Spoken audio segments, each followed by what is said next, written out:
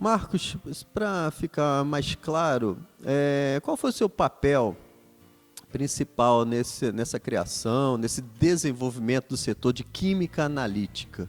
Qual foi o seu papel nesse desenvolvimento? O fato de eu ter sempre atuado no laboratório analítico, isso aí tem uma explicação também. O laboratório analítico praticamente trabalhava apenas com um coordenador. E era difícil a gente, às vezes, querer sair, muitas vezes, mesmo se eu tivesse, por exemplo, interesse em ir para outro setor, era difícil, porque não tinha quem pudesse, então, me substituir.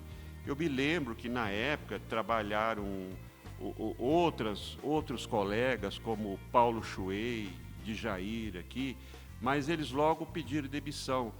Alçaram novos voos, foram trabalhar em São Paulo, por exemplo. Eu me lembro que o de Jair foi trabalhar naquele setor militar do IPEM, e o Paulo Chuey foi trabalhar em indústria química da região de Campinas. Eu fiquei sozinho novamente, né? E continuei atuando na parte analítica, né?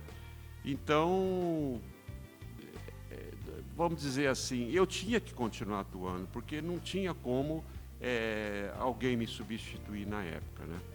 Além dessa dificuldade de pessoal, quais foram os principais desafios que você encontrou nesse setor?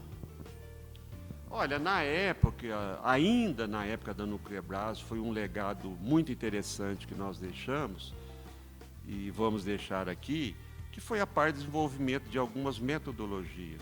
Essa metodologia que nós temos hoje para urânio e tório e algumas outras espécies, fora do espectro nuclear, que é urânio e tório, os rádios, que a Maria Helena, a parte de rádios 226, rádios 228 e chumbo 210, que a Maria Helena fez tão bem.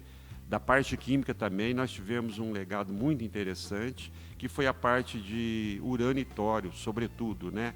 Urânio, aquele desenvolvimento por arsenazo, é um método de via úmida extremamente difícil, que desenvolvi aqui junto com Paulo Chuey e de Jair, na época da Nucleabras, e que esse método existe até hoje, e já foi difundido esse método para diversos setores, diversos outros institutos da CENEM, né? São desenvolvimentos muito importantes, né? Além disso, tem outros métodos assim que foram trabalhosos, né? Eu poderia lembrar de alguns, como arsênio, por exemplo, foram um grande desenvolvimento da parte de via úmida, né? Tem a parte de fosfato e outros elementos estáveis, como o desenvolvimento de método por destilação de fluoreto e tantos outros, né? E foram muitos métodos importantes. Além da parte instrumental, eram novos equipamentos que chegavam, né? Houve, por exemplo, uma curiosidade, né? O laboratório aqui de Poços de Caldas, né? Isso na época da Nucleabras ainda, foi o primeiro laboratório do Brasil a operar um espectrômetro ICP óptico, ICP por plasma, e espectrometria de emissão por plasma de argônio indutivamente acoplado. Na época foi no início aí dos anos 80, né? Era uma coisa assim fantástica, né? Eu fui o primeiro operador modéstia à parte, de plasma do Brasil, quiçá da América Latina, porque vinham muita gente aqui ver esse equipamento, né? E outra coisa interessante também, né? Até computador. Por exemplo, nós tínhamos na época, isso em 1979, 1980, nós tínhamos, por exemplo, recebido aqui um espectrômetro de raio-x por fluorescência que tinha um computador. Naquela época não existia computador ainda.